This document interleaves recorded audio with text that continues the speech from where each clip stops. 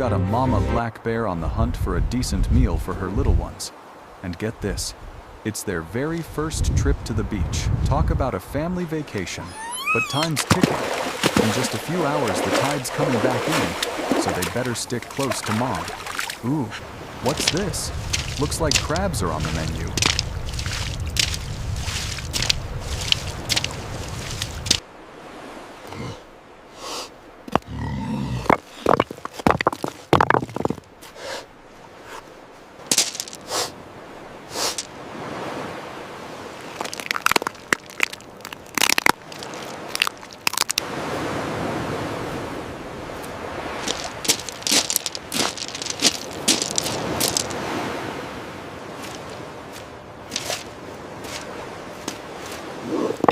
The big crabs can pack a serious pinch, so it's probably smart to start with the little guys. Fun fact, during the spring, a whopping 3/4 of their diet comes right off this beach. But, uh-oh, looks like their family outing just got crashed. A huge adult male just showed up, and this dude is easily double her size.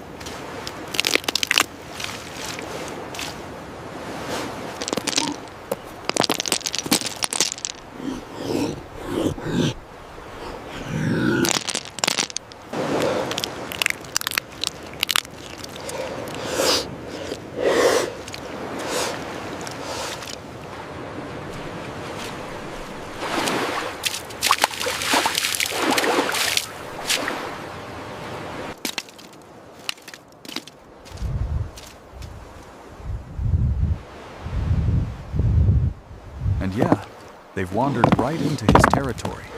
The cubs hear that sound and they know the drill time to find a safe spot. And fast. Bears might have lousy eyesight, but their sense of smell is off the charts. And this big guy has definitely sniffed out our intruders. He knows exactly times which tree they're hiding in. They'll be safe up there, sure. But they're also missing out on some prime snack time.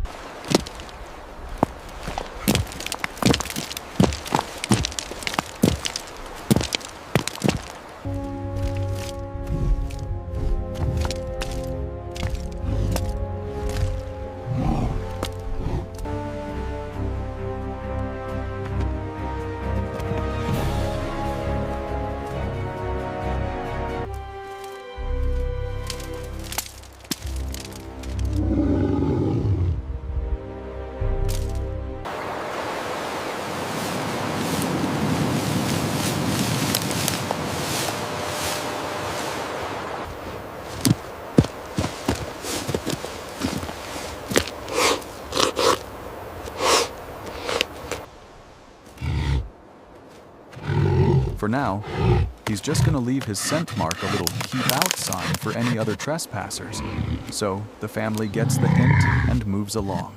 Looks like for the cubs, lunch today is gonna have to be to go. And just like that, the tide rolls in. And in minutes, the all-you-can-eat buffet is closed for the day. Meanwhile, that same wave power carves out these incredible fortresses, like these cliffs in the Arctic, which are basically a high-rise apartment complex for tens of thousands of seabirds.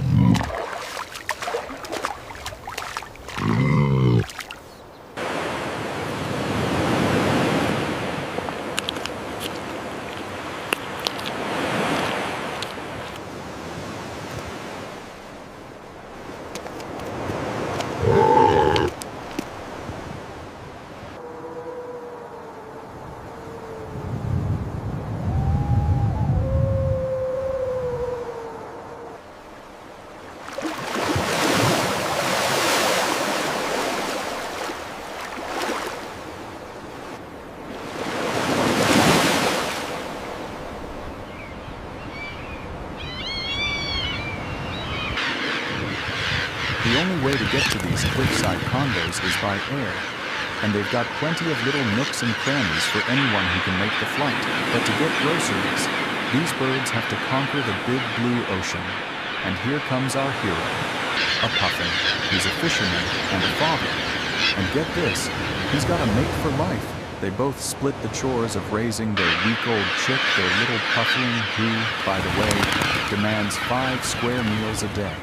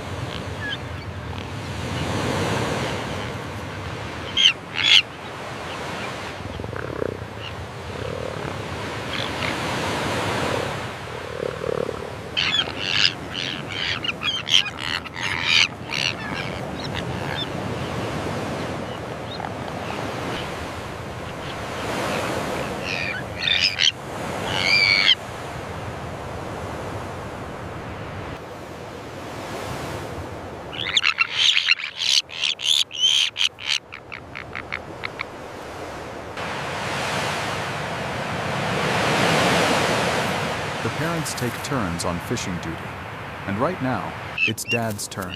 When the local fish supply is running low, these puffins have to fly as far as 50 kilometers out to sea just to find the good fishing spots.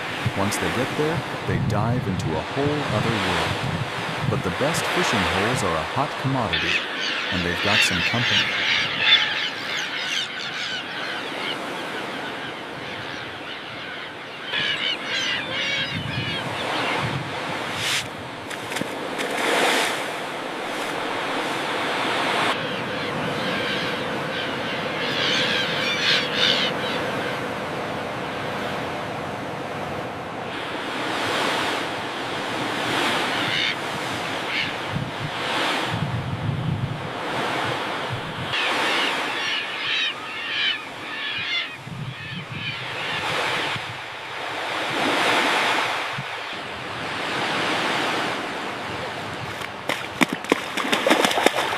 Yep, guillemots.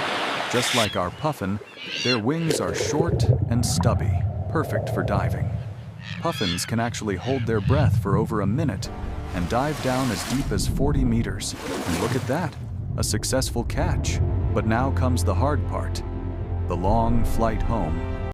After a grueling round trip of almost 100 kilometers, our little guy has almost made it back.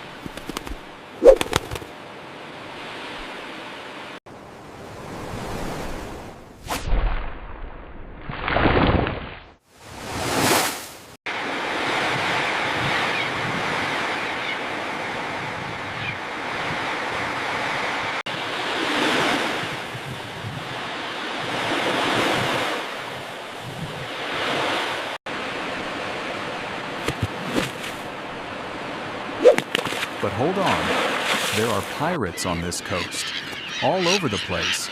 Returning parents are getting mugged for their hard-earned lunch. These are skuas, and their long, powerful wings make them way faster and a lot more agile in the air.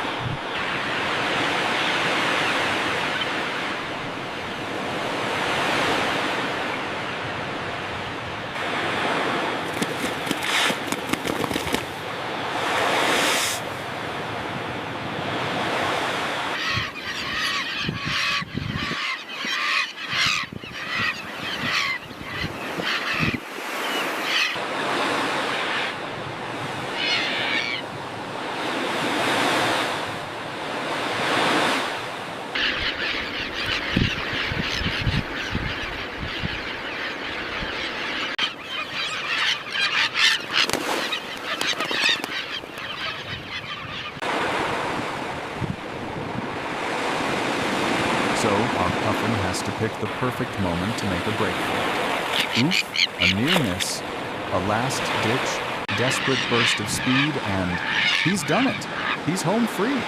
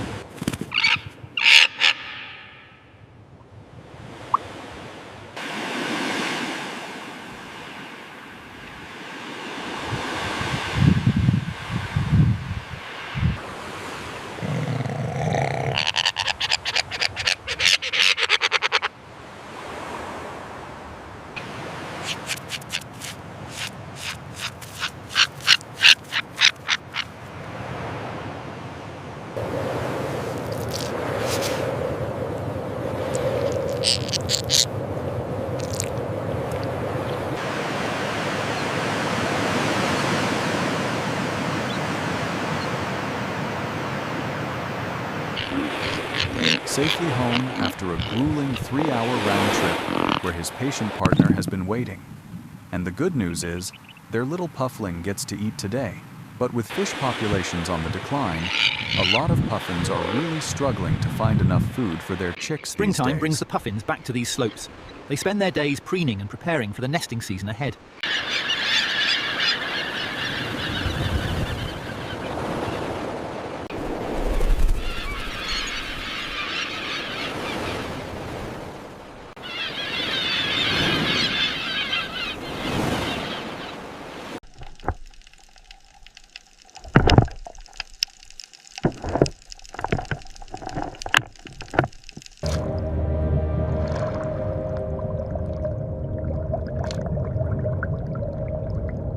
With our changing seasons, it's getting even tougher to be a successful puffin parent.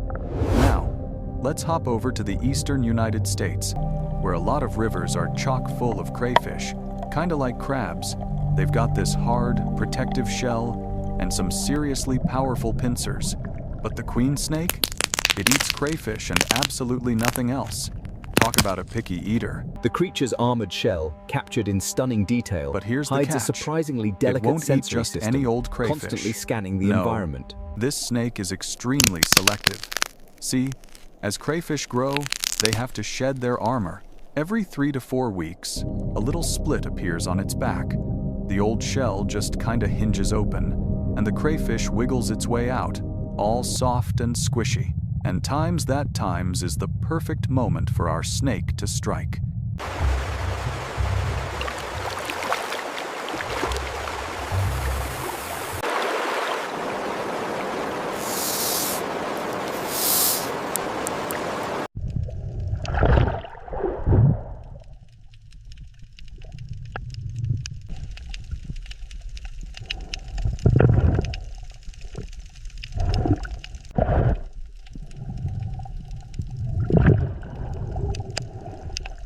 A freshly molted crayfish looks pretty much the same, but it releases different chemicals into the water, which the snake can pick up with its tongue from a good distance away. And because it's just molted, it can swallow the crayfish whole. It's as soft as a boiled egg.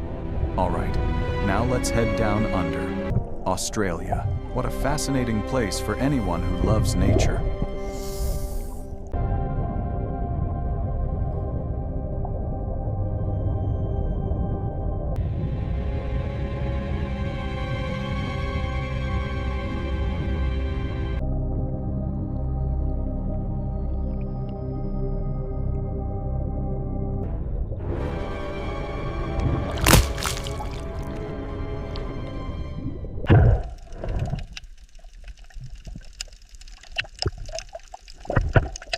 The snake begins the arduous process of digestion. Muscular contractions slowly pull the prey deeper into its body.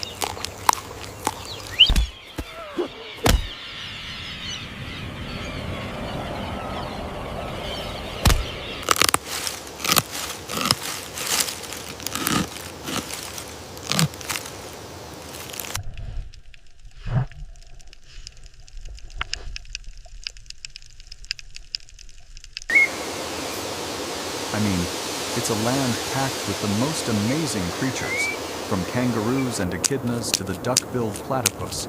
Seriously, there's no place like it on Earth. But here's the thing.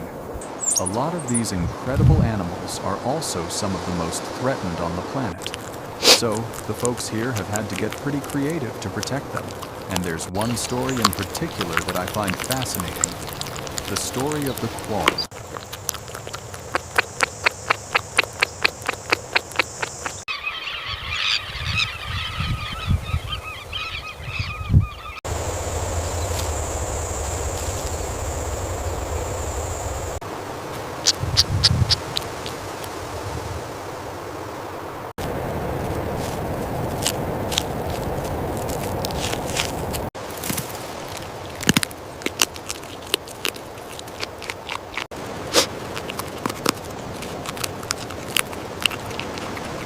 I mean, they're just a fantastic animal.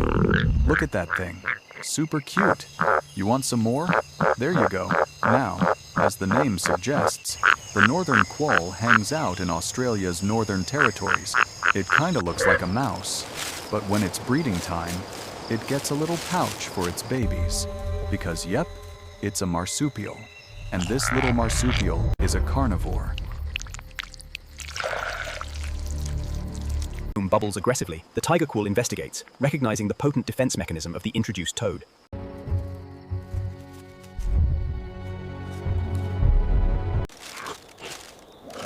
But that meat-eating habit could be the very thing that Contact is dooms made, it. and the quoll You see, instantly recoils. in recent years, For the it native started species, running the into cane a toad. new and unwelcome neighbor, the cane toad.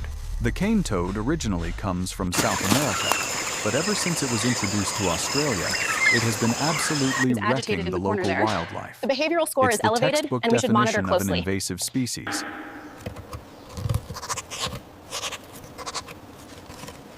You are such a good boy. Yes, you are. Look at this little one. Gentle when they take the food directly from your palm. It's a special treat for them.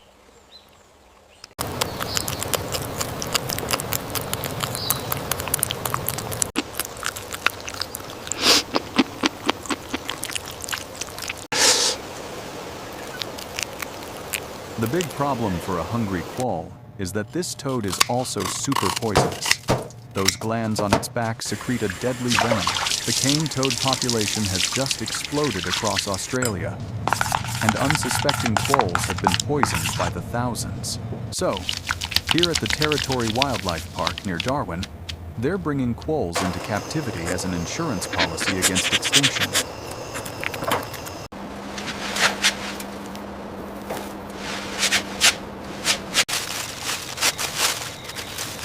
An animal behavior expert, a guy named Jonathan Webb, has a pretty wild idea to teach these quolls that cane toads are definitely not on the menu, and hopefully stop them from eating themselves into oblivion.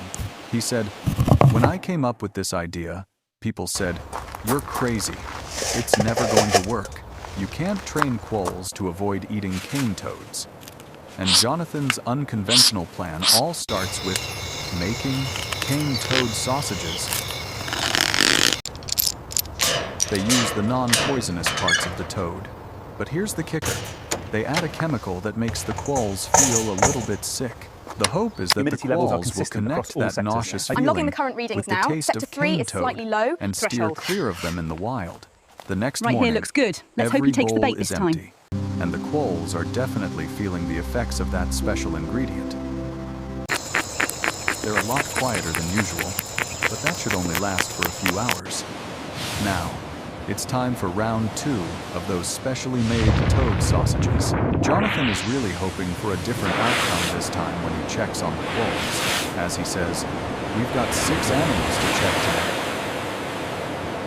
They've all eaten the bait once and gotten sick, and we've offered them the bait a second time, and we're hoping that they've all rejected the toad bait. Oh, excellent. It hasn't been touched. Fantastic. I'd say that one's toad trained. She hasn't touched this one. She's trained. Excellent. Hasn't been touched." But it's not all good news, as a few of the quolls seem to have flunked the test. Well, this one's taken the bait, which is disappointing. The So, marine this iguana little guy uses has to specialized repeat the teeth class. to scrape More vital cane toad sustenance from sausages the for him. algae-covered volcanic Now, rocks. say hello to the marine In these iguana. turbulent waters, This is the only the lizard iguana on the feeds planet that gets its voraciously, food from the ocean. anchored against the the seaweed it relentless depends surge on of the only ocean. grows like crazy here thanks to all the nutrients stirred up by the Cromwell current.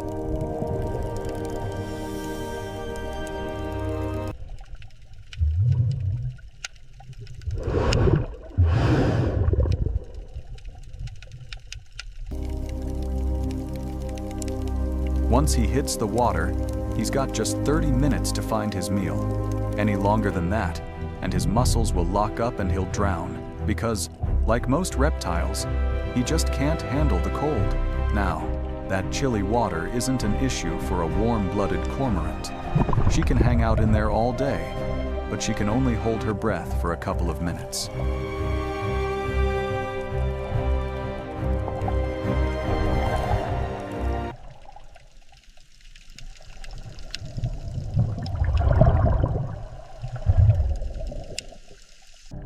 With the fish firmly in its grasp, the bird powers upwards, racing towards the life-giving light above.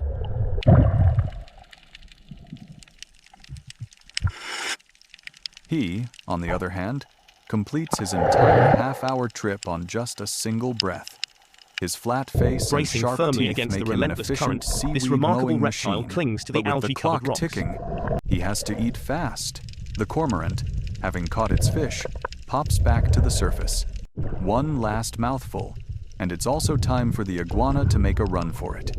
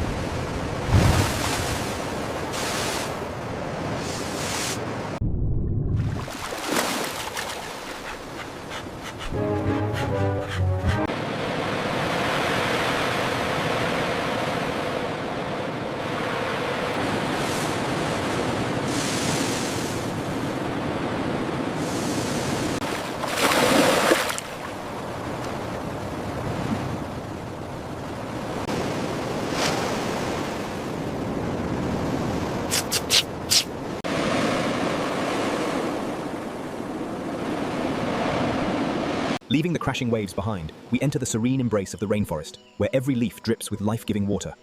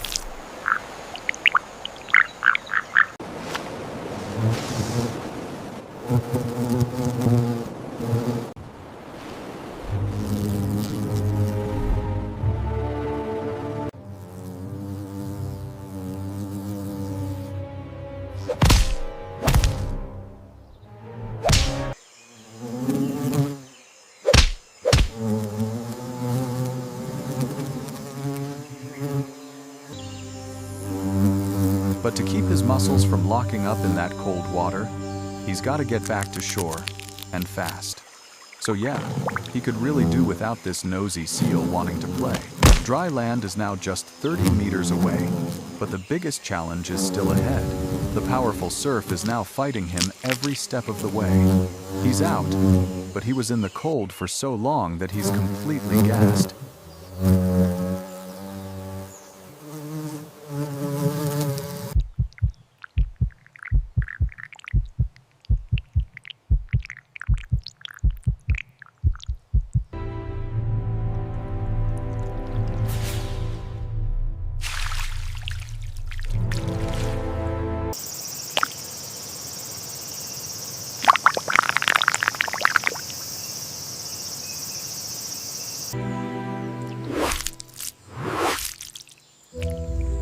And he's made it.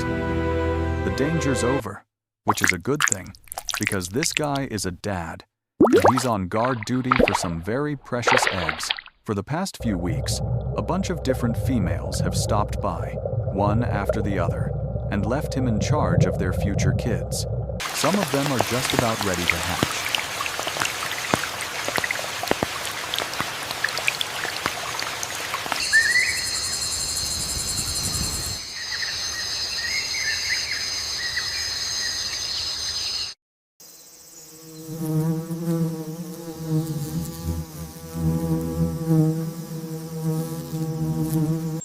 Landing on the wet leaf, the female begins her search.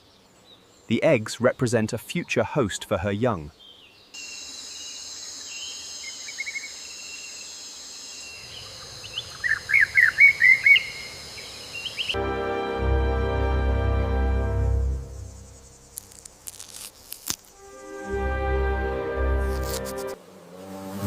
You can see several batches of eggs on this leaf, and the ones at the very top, the newest ones, are barely a day old. But in the jungle, there's always something looking for a snack. This wasp is a professional frog egg hunter, and it's A just desperate spotted situation. the wiggling tadpoles The father at the frog bottom of the clings leaf. precariously, Dad can't yet the move a furthest muscle. eggs are The youngest agonizingly eggs beyond are the his most protection. helpless, and he can't possibly protect all of them at once.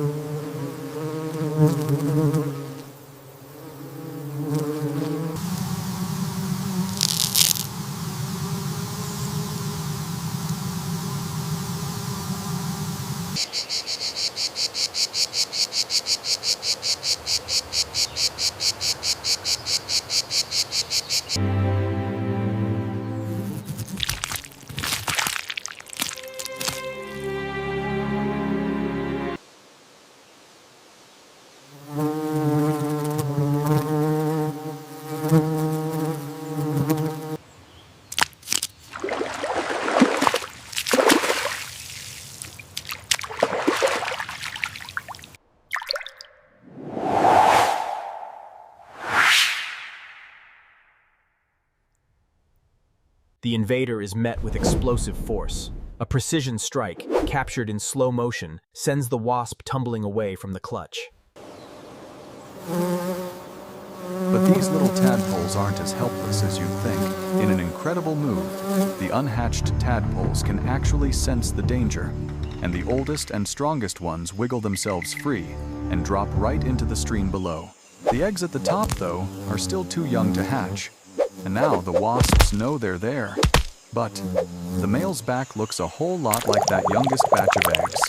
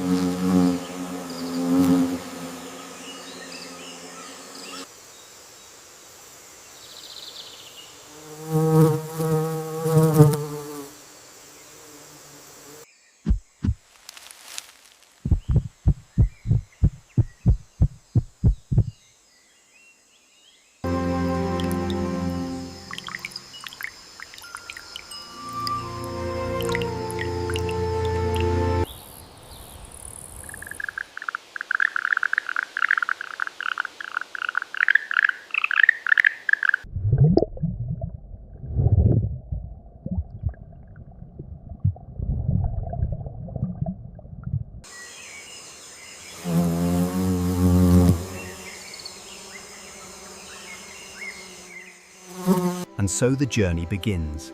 The tadpoles drop And that into the seems stream, to be just their enough to gentle confuse splashes the marking the wasps. start of a Using new his life own cycle. body as a decoy is an enormous risk, though. Those wasp stings could easily kill him, but he did it and managed to save most of his kids. He's not done yet, though. He'll have to stay on guard for another 2 weeks.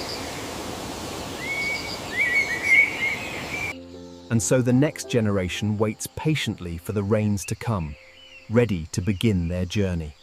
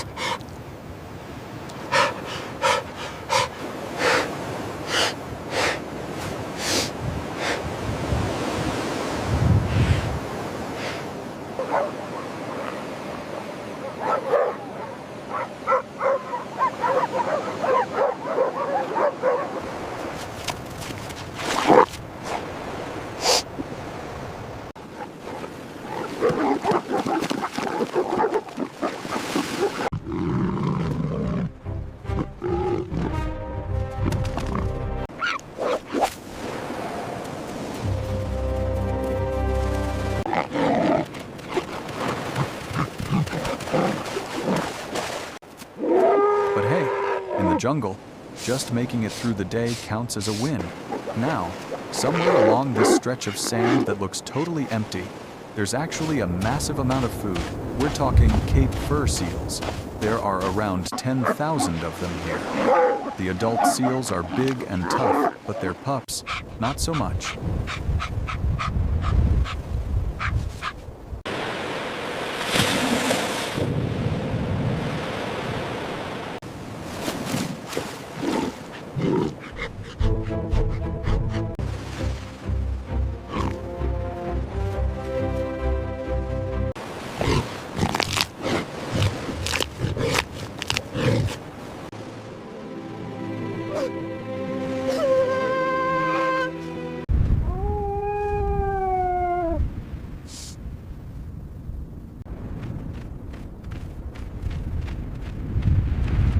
The little pups are being watched like hawks by their moms.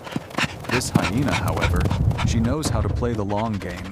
Sooner or later, those mama seals have got to hop in the ocean for a cool down. A single seal pup could be a jackpot, feeding a hyena and her family for days. But, you know, getting the groceries is only half the job. Now she's got to haul it all the way home.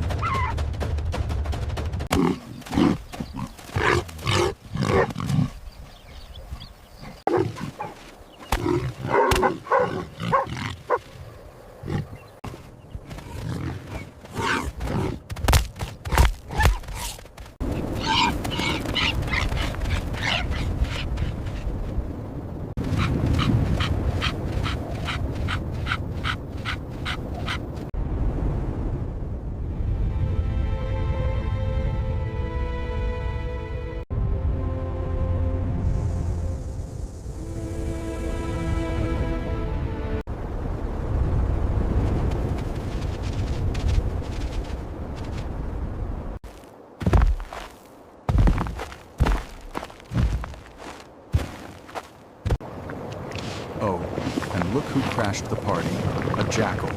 And of course, he brought friends. If this hyena loses her prize, her cubs at home get nothing. The good news is, the jackals won't chase her too far from the coast. It's just too hot for those guys in the desert. It's only by making these marathon journeys that brown hyenas can even survive out here in the middle of the Namib.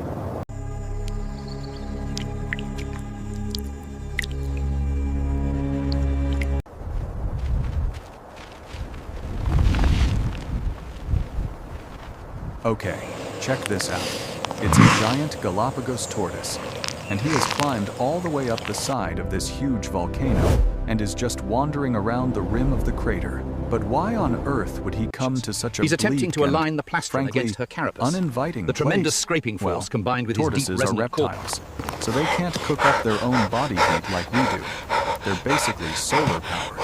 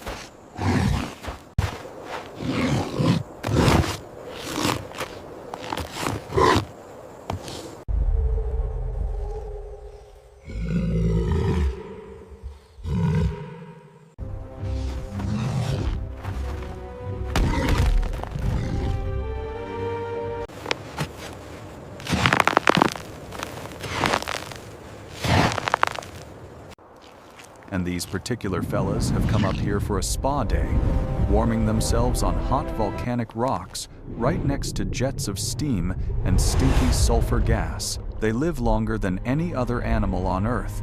We're talking well over 150 years. They weigh up to 1/4 of a ton and have shells over 1 meter across. I mean, they are true giants. Now, living inside a mobile bunker obviously creates some problems. And a big one is, how do you, get romantic? Making love in a suit of armor is not exactly easy.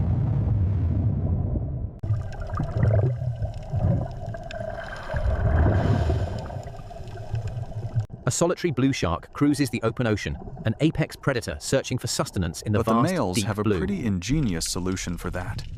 The underside of their shell is curved inward, so it fits just right over the dome-shaped top of the female's shell, who's a bit smaller than him. That doesn't make climbing on top any less awkward at first, but once the guy is up there, it seriously reduces his chances of slipping off.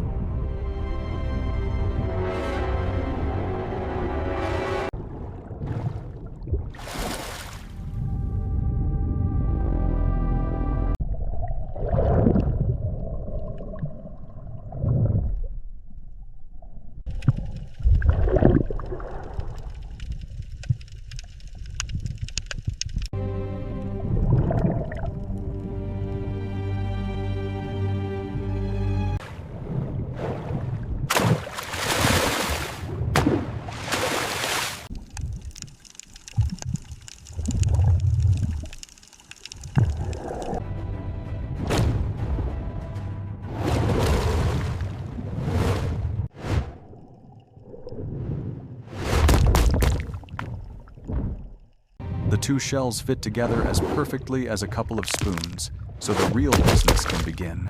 And once they get started, it can go on for a very, very long time. Now, meet the blue shark. This world traveler cruises over 8,000 kilometers a year, just riding the currents, supported by those big, wing-like fins. This The one might undisputed not have ruler eaten of the for 2 turquoise months, expanse, the but great those predator same circles currents its can prize, carry the scent asserting of a fatty absolute meal dominance. from miles away and lead it right to the dinner table.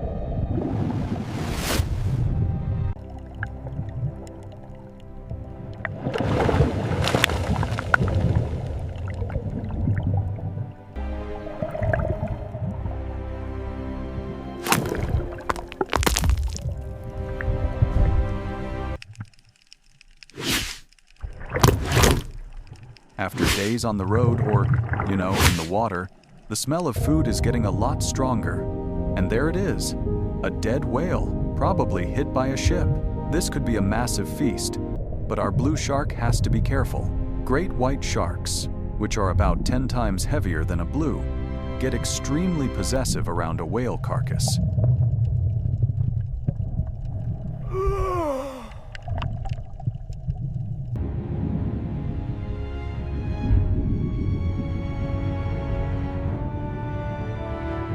Oh yeah, great whites go absolutely nuts for that rich whale blubber.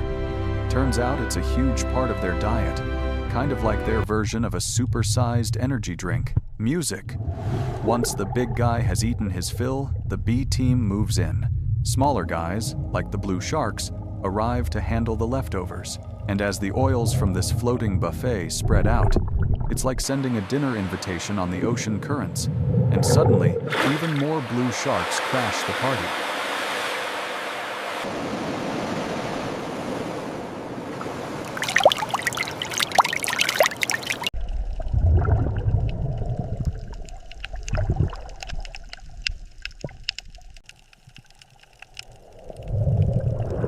Within a few days, that carcass will be picked clean of its blubber.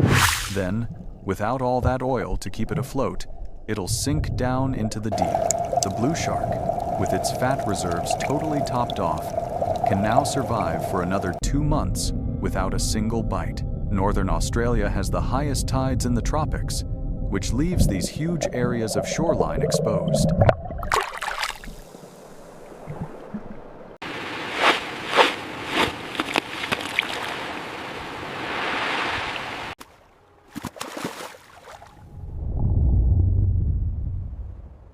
And this is home to a truly one-of-a-kind species of octopus. Now, octopuses are sea creatures. They live and breathe underwater. At low tide, most of them would be totally trapped in their little rock pools. But this is no ordinary octopus.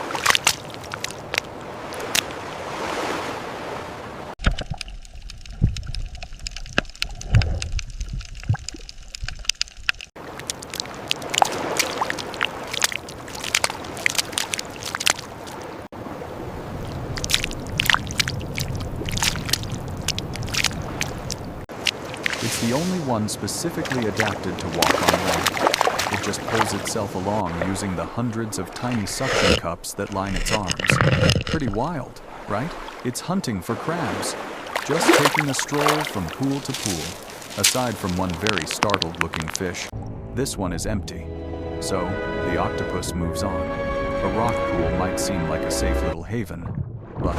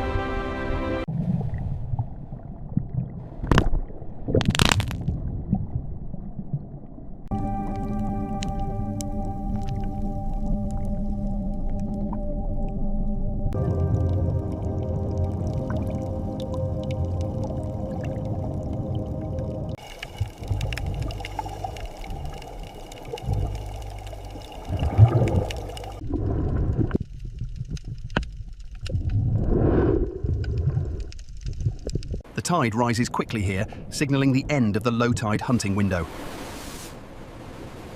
Lake stilled it. this octopus's suckers let it move just as The story sneakily in the shifts water as it does dramatically out of it. to the sun-scorched Seriously, landscape. nowhere is safe when this 8-armed hunter is around. Now we're in the Kalahari Desert.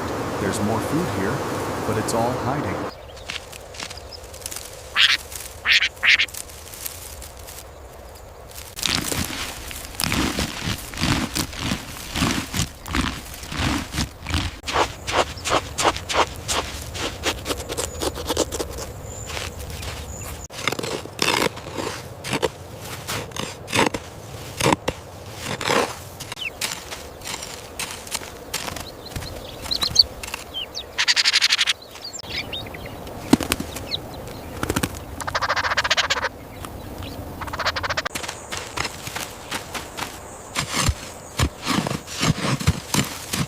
Moving A deeper into pangolin. the mound, the pangolin's She's a scales flex specialist at dynamically, getting food that overlapping other like animals protective can't tiles as it reach. digs rapidly into She's the got earth. an amazing sense of smell that lets her find ant and termite nests buried deep under the sand. Her sticky tongue, which is about 30 centimeters long, lets her slurp them up from way down in their tunnels. And she's being watched very carefully.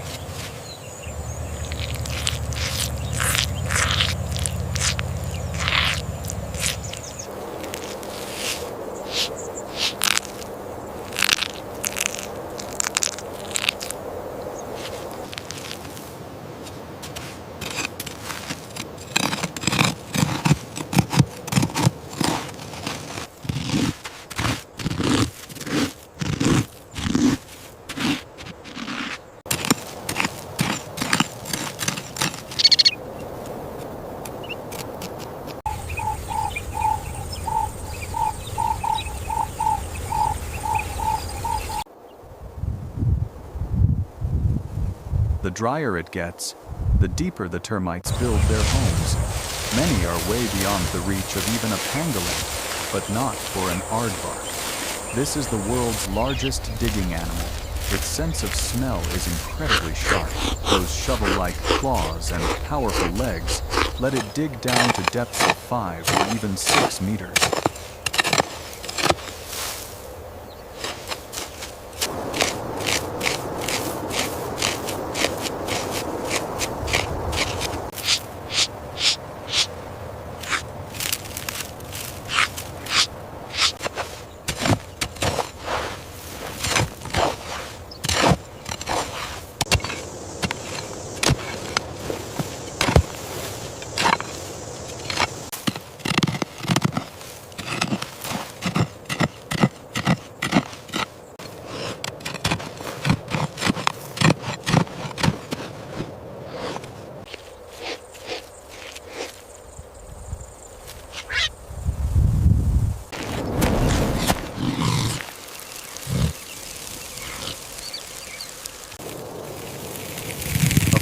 full-grown aardvark needs to eat about 50,000 termites every single day.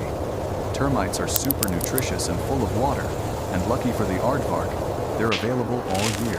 Aardvarks are typically nocturnal, but the fact that this one is out looking for food in broad daylight is a bad sign that food is scarce. Recent droughts in the Kalahari have meant The fewer extreme termites, conditions have pushed this and nocturnal as a creature result, to desperation. the It aardvarks digs here are frantically, close to searching for insects starvation. beneath the parched earth.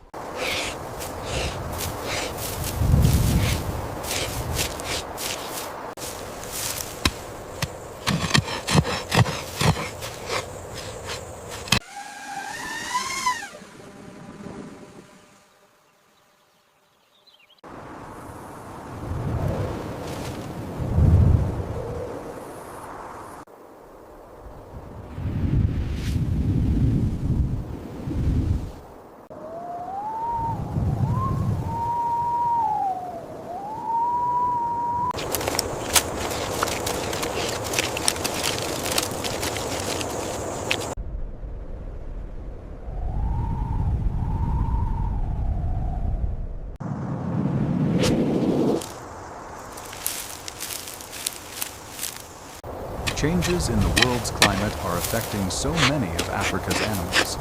It's predicted that in the next century, southern Africa will warm up twice as much as the global average. The future is going to be tough for any animals that can't adapt fast enough. The most water-loving of all freshwater turtles is found in New Guinea, and a few rivers just like this one in northern Australia.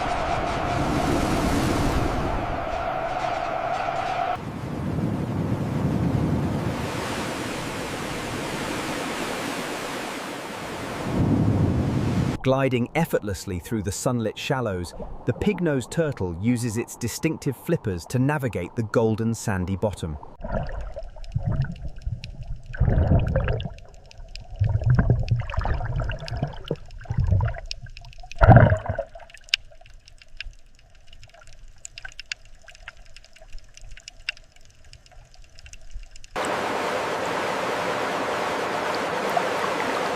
The pig-nosed turtle. Its feet have completely morphed into flippers and are pretty much useless on land. And yeah, the pig-nosed turtle almost never comes ashore. But turtles evolved from land animals, so they still need to breathe air. The females also have to come back to land to lay their eggs.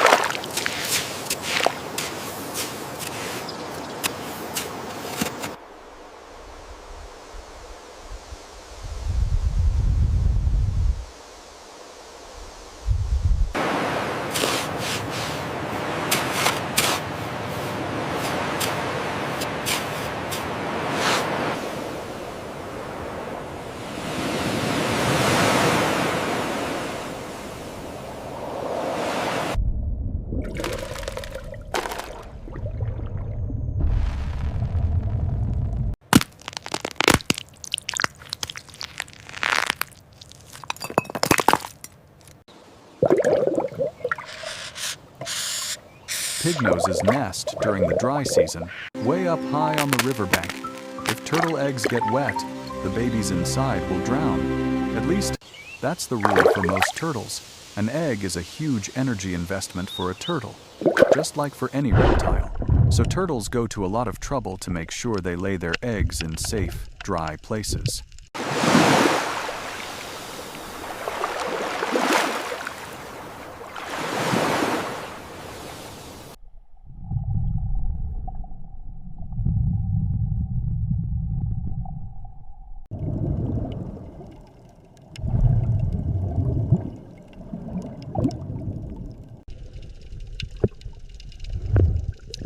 So you would think that dropping one into the water would be a total disaster, right? But just watch this. It's a fully developed baby turtle, and it came from an egg that, as far as we know, is totally unique in the reptile world. It can't just survive being flooded. It actually has to be submerged in water before it can hatch. How crazy is that? The fight to survive in our green seas can lead to some pretty wild outcomes.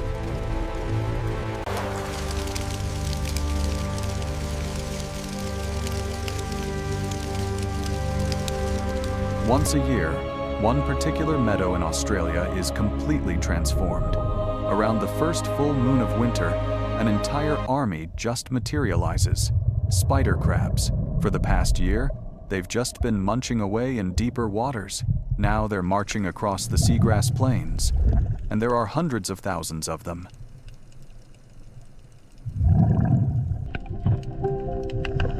Illuminated by a gentle watery shimmer, the translucent moon jelly glides effortlessly past.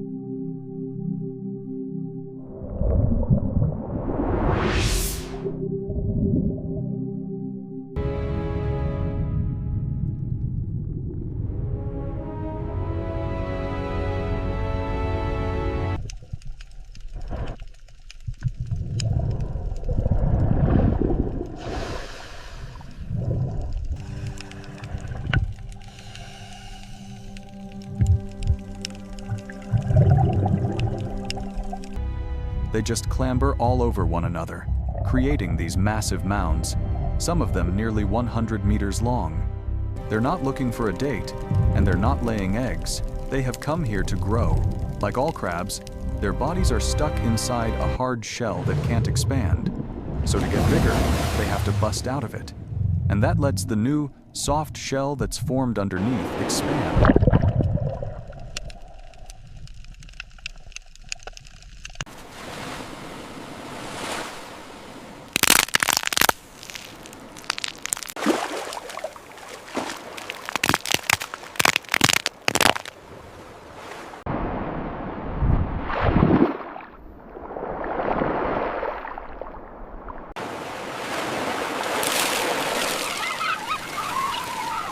It'll take days for the new shell to harden up.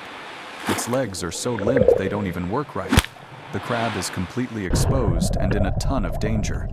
And here comes a smooth stingray. It's huge, about 4 meters long. It's looking for a soft, freshly molted crab that'll be easier to eat. The crabs try to stick together, but now they're being spooked by the ray.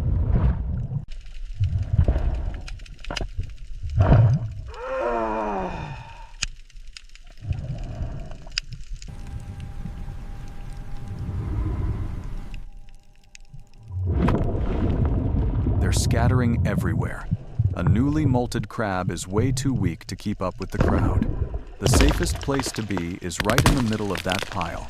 That's why they all gathered here in the first place. There's safety in numbers, but the vast majority of the crabs get away, and within the next few days, they'll be ready to head back.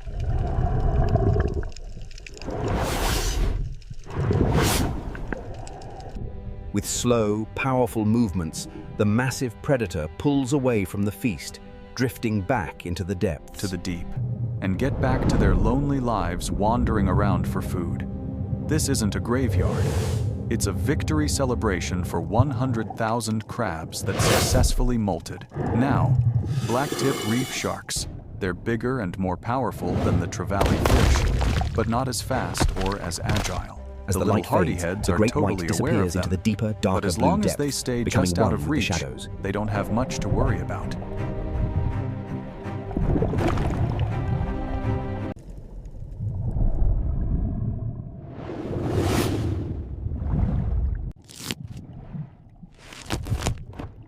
But now, wait a minute. The sharks and the trevally are teaming up. Together they swim into the shallows, each one looking for a chance to strike.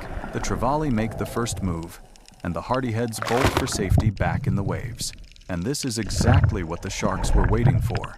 They surge forward, chasing the hardy heads right out of the water, beaching themselves in a crazy move to just inhale their prey.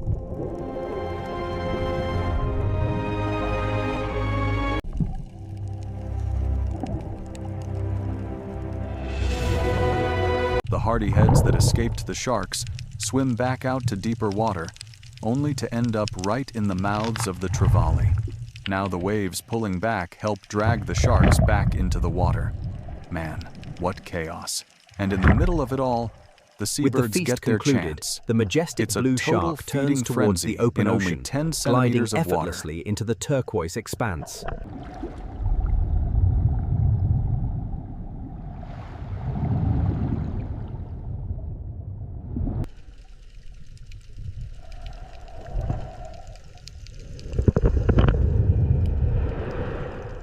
Rising from the seabed congregation, the blue shark ascends with hydrodynamic grace, moving swiftly toward the surface.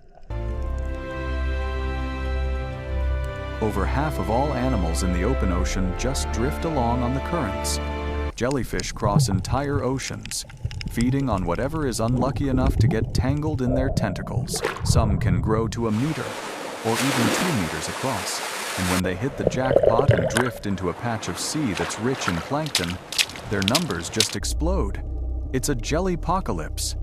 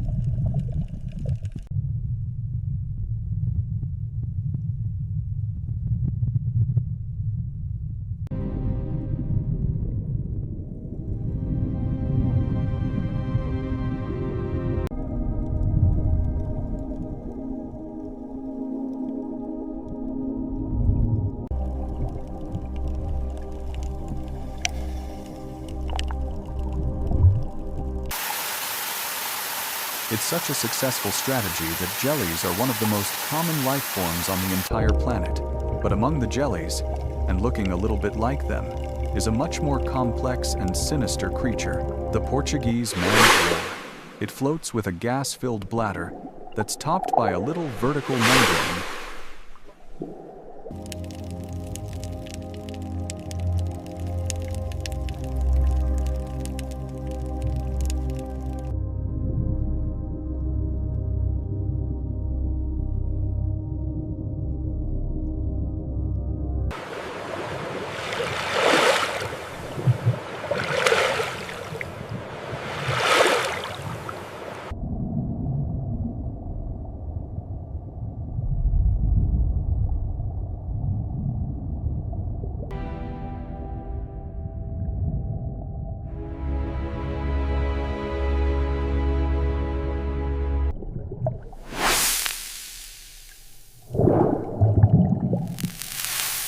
Using that as a sail, it keeps a steady course through the waves. Long threads trail behind it, some stretching as long as 30 meters. Each one is armed with many thousands of stinging cells. A single tentacle could kill a fish, or, in very rare cases, a human. But hiding among its deadly tentacles is a man-of-war fish that actually feeds by nibbling on them.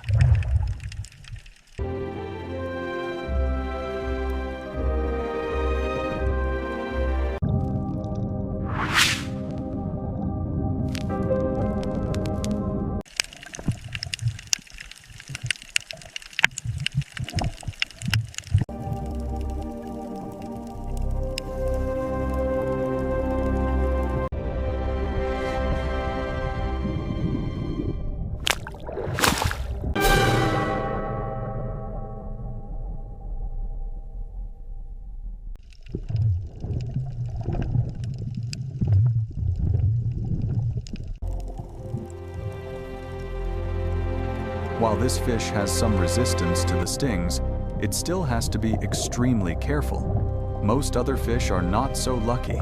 A tentacle has caught this one and is reeling it in. It's already paralyzed.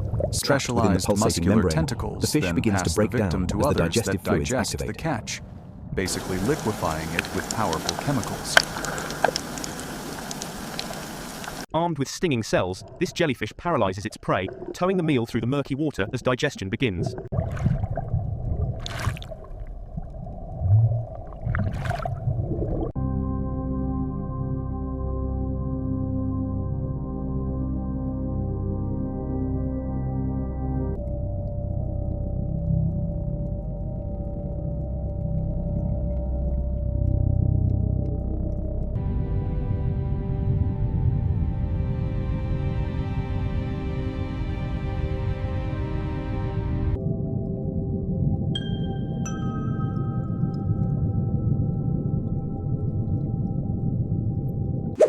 Ah, hey!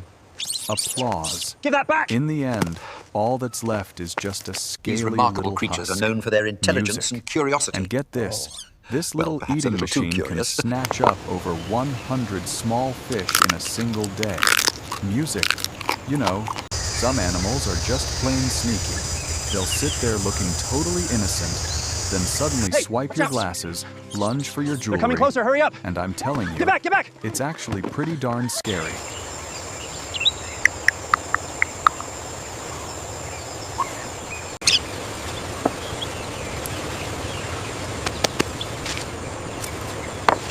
The part that really blew my mind was this group of macaques at a temple. Visitors show up, but make no mistake, the monkeys are the ones in charge, and these little guys can't wait to get their paws on your stuff. Then it's a full-on negotiation, like, what are you going to trade me for this? And you have to offer them food. A banana? Music. Oh, the nerve. A chocolate bar? Now that's more like it.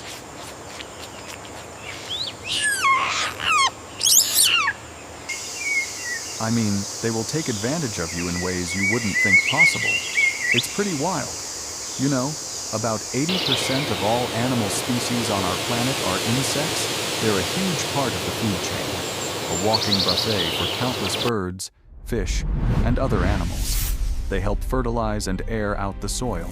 And, of course, they're our master pollinators. Without them, our world would pretty much grind to a halt.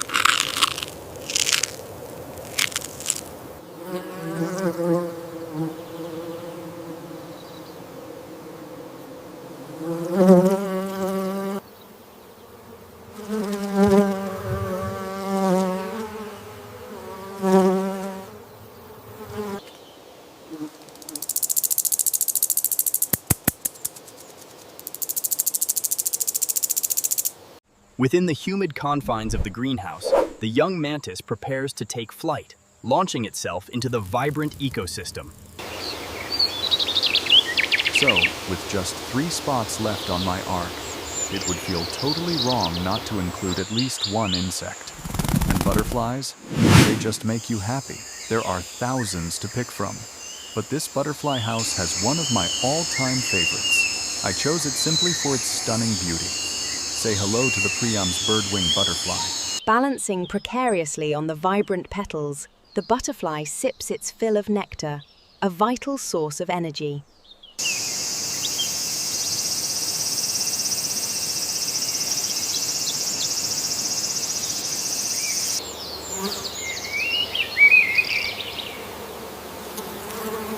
This guy's home is Western New Guinea, the islands to the east and west, and even the northern tip of Australia. Birdwings have some of the largest wings in the entire insect kingdom, so naturally, collectors go nuts for them. The name? Well, it comes from their front wings, which look a lot like a bird's. Music. The male Priam's birdwing rocks this incredible pattern of vibrant green and jet black.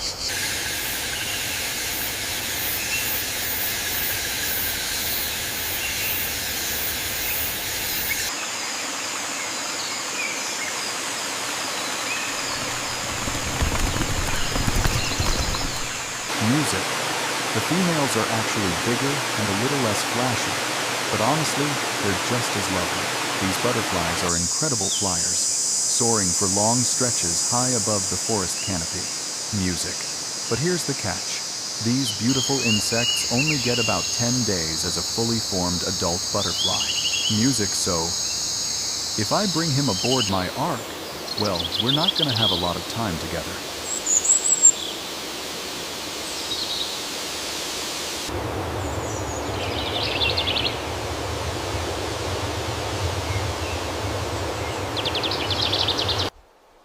But in the 10 days of his short life, he'll bring so much joy.